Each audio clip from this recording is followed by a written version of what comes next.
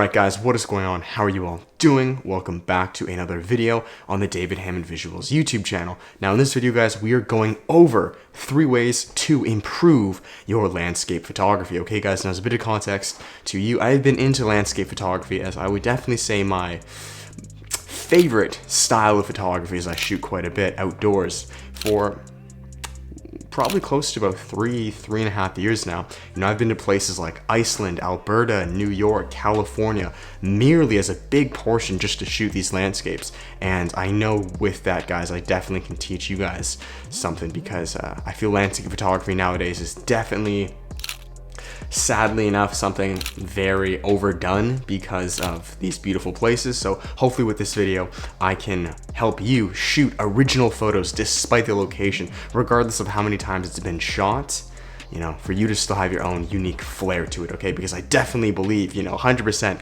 you still can.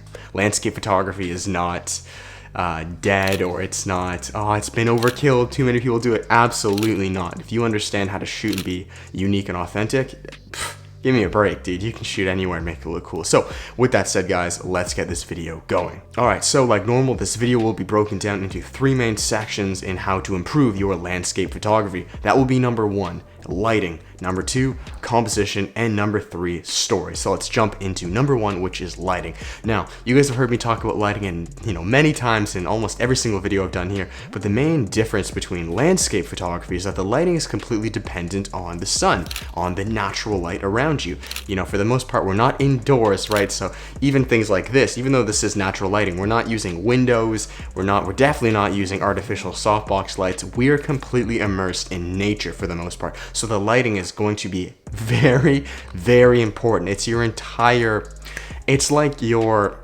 canvas or your paintbrush. You know, if your paintbrush is faulty, aka the sun, the lighting, no matter how good you try, like you can use the best paint in the world, but if your paintbrush is screwed up, it's not at its peak, it's just not going to be optimal, okay? Now, there are 4 main sources of light that you guys will use, or maybe shouldn't use, in landscape photography. The first source of light, this is going to be direct sunlight, okay? Now, this is when the sun is at high noon, right above you. There generally aren't many clouds in the sky, and with that, you usually, believe it or not, you really don't want to be shooting in this light. And the reason for that, guys, is you can almost imagine your camera, right? If you just notch up your camera, the exposure, and everything is just blown out and bright, there's really no detail or contrast or shadows, it's just bright, that's kind of how it's like when you shoot in direct sunlight.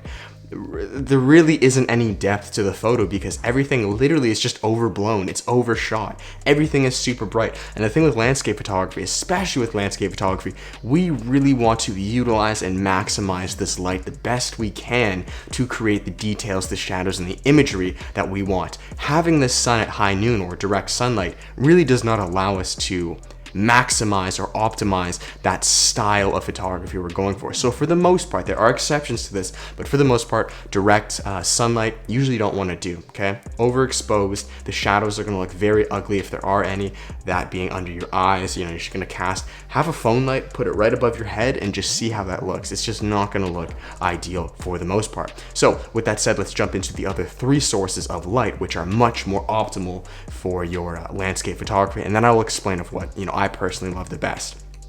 The next style of light, guys, this is overcast lighting, okay? Now this is really just what I said, it's overcast. So it's when the sun is still there, but it is caked in clouds. So right now, even though it's snowing out, this would be overcast. I cannot physically spot the sun as there's just a nice, beautiful sheath of cloud over top of it. This is why I usually record my videos in overcast. The lighting is much softer, okay? So it's just a much more appealing look. And now, why would you want to shoot in overcast lighting? Well, I kind of just said it. Everything is much softer. So like that analogy I used where you cranked up your camera with direct sunlight and everything's way too bright and exposed, overcast adds that sheath, it adds that dampener to that light, which brings that exposure back to normal, okay? This meaning it is much more accessible to shoot in, to create photos, ideas, and really manipulate that light to your favor, okay? Overcast is actually my favorite style of shooting. It's my favorite lighting. I would love shooting landscape photos, portrait photos, videos, anything in overcast. And a huge reason as well,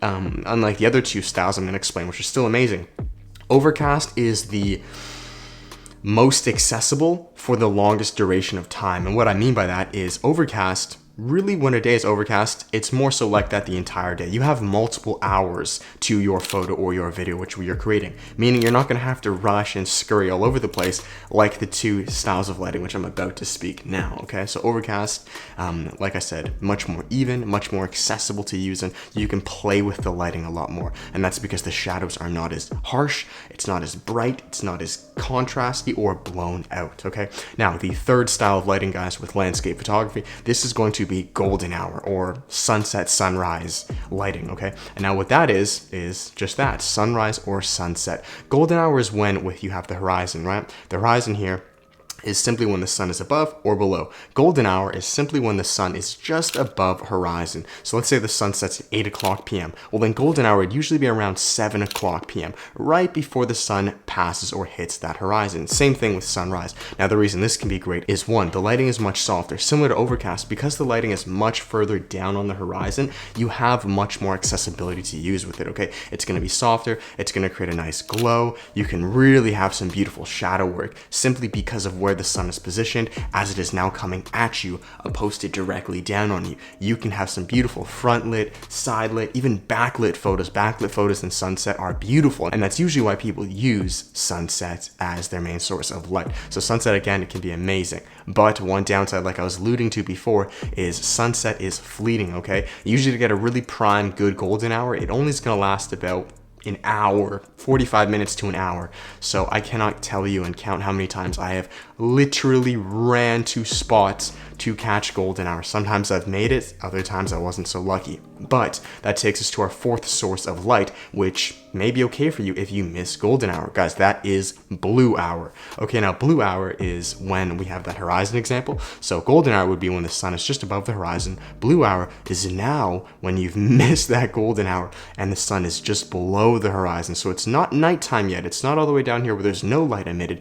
It is just below the horizon. So even though you can't physically see the sun, it is still emanating this glow, this bluish glow, hence why they call it blue hour. Now, blue hour is probably my, besides direct sunlight, it's probably my least favorite time to shoot, just because, usually it's not the style I'm going for. If I want that, you can achieve a blue hour look with overcast lighting. You just gotta make everything look kind of blue. But blue hour, nonetheless, guys, is a very popular way of shooting, okay? It emanates a very blue color tone, which a lot of people may like. So a lot of times in horror movies or in very dark, kind of like creepy movies, really, they will film it in or on or during blue hour, okay? So when it's getting dark out, but you can still see the light. And the reason you'd want to film it right when it passes here, the horizon, is with this glow, it is still very soft. It's very even. It's very accessible to use. The only drawback, and the reason I'm not the biggest fan of it, is one, it quickly fleets, and two, you need a pretty good camera in low light, because blue hour, because the light or the sun is past the horizon, even though there is a nice beautiful soft glow, it's not going to last for very long. It's going to get every minute count, and it's going to get darker and darker, and your ISO is going to be cranked higher and higher and higher. So if the sun has just passed, I would say you have around optimal 20 to 30 minutes of optimal blue hour. After that, it's going to get too dark. Within an hour of it passing the horizon, it will be nearly pitch black. So that's a bit of context for you guys. So that is that for lighting, guys. Now let's quickly move on to the other two styles or ways of improving your landscape photography, which will be much faster because I know I was speaking for a while. The second way of shooting landscape photography, guys, or improving your landscape photography, this is improving composition, okay? Now, I'm not gonna sit here and tell you guys what good composition or bad composition is, simply because this video would be way too long and it's very subjective, okay? Who am I to say what's good and what's bad? Art is subjective. But that being said, the number one favorite rule or style or tactic I implement with my photos to improve composition is something called depth, okay guys? Now there's so many ways to portray depth in your photos. You can have, maybe let's say you have your subject in landscape photography, you can have a foreground, you can have a background, you can have an even further background. There are so many ways. You can shoot down alleyways, streams, you can have, people in the distance to show background, you can have flowers flowers or little things right in front of the camera for foreground, like, it's unfathomable, and it's really up to you as an artist. Personally, that's what I love. I love using depth in almost all of my landscape photos, okay? But again, I'm not going to tell you, how you have to shoot. That's just my personal favorite way of implementing good composition into my photos. And guys, the final way for improving your landscape photography, this is simply focusing on story, okay? Now, story in landscape photography is one of those things that can be very, it can be, I don't want to say misleading, but it can be hard to interpret, because when you're taking a photo of a mountain, well, how is that going to have a story, David? But the reality is that it does. Every photo has a story to it, regardless if you're aware of it or not. It may not be a great story, but it's a story nonetheless. And with me, with landscape photography, I'm not saying I'm the best at this, but I try to be intentional with the shots I have.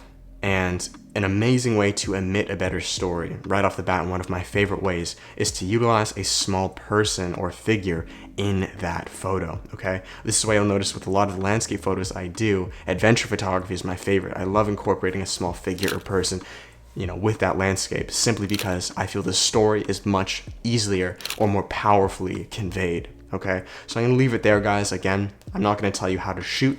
I'm not gonna tell you what's good composition. I'm not gonna tell you what's a good story. I just want you guys to go out there, utilize the tools around you, and simply be aware of different tactics and styles you can incorporate into your landscape photography, like shooting with, maybe better light opposed to direct sunlight, and utilizing depth, or maybe including a little person in your photography. So that is that, guys. I know this is a bit of a longer video. I really hope you guys enjoyed this and appreciate this stuff, because, I like making it, and I know how much it will help. So if you guys did like it, please do give it a thumbs up. Make sure to subscribe, comment, guys, anything else you guys want to see. And as always, you guys can check out the course, the free photo video course, guys, which takes one section out of all of my 6 mega courses into a small half-an-hour course for you guys. One of those courses that I would definitely recommend is the outdoor photography course. It's an hour-and-a-half long course, which really just goes into depth of what we explained here. There are 5 other courses: an outdoor videography, commercial, documentary, short film, and music video course.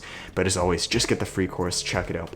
As a final plug, guys, there is also one-on-one coaching for photo and video coaching. So if you guys want to take it a step even further and really get direct and improve your skills as an artist, then that is always available, always linked down below on the website. So that's it, guys. Thank you all so much for watching. I will see you in the next one. And with that, much love. Peace.